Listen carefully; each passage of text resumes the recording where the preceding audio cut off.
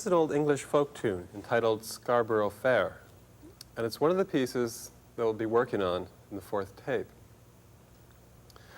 In fact, the fourth tape includes a number of solo works that you'll be playing, and by the end of the fourth tape, you should have quite a repertoire under your fingers. We'll be going and exploring in depth some of the expressive devices which we've just touched upon in this tape. I mentioned a bit about dynamics, about varying the level of your volume, playing a bit louder here, a bit quieter there. We'll be exploring that much more in depth in the fourth tape.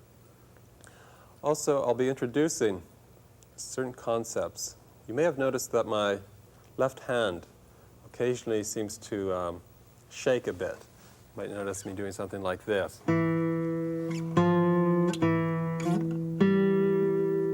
Okay. That's called vibrato. And again, it's another expressive device to bring the music more alive, to lift it off the page, so to speak. We'll also be introducing the use of nails. Up to this point, you've probably just been using your fingertips. So we'll be going and exploring that whole area. Because with classical guitar, nails are quite an important factor. And what they do is they increase your entire tonal palette. It's like an artist with many colors at his disposal. With your fingertips, you're a bit limited. It's sort of a black and white situation. So we'll be talking about how to shape your nails, how to take care of your nails, those sort of things. We'll also be talking a bit about how to change your strings, for instance, how to take care of your guitar. Hopefully you haven't broken any strings to this point. If you have, in the fourth tape, I'll show you how to put a new one on if it's necessary. Or if they get old, I'll tell you what to listen for, how to tell if strings are getting old. It would be good if you reviewed some of the things we've talked about, that you fully understand the rhythmic concepts we've discussed, and also become very familiar with the different notes, the pitches that we've introduced. What that'll do is it'll help your sight reading ability.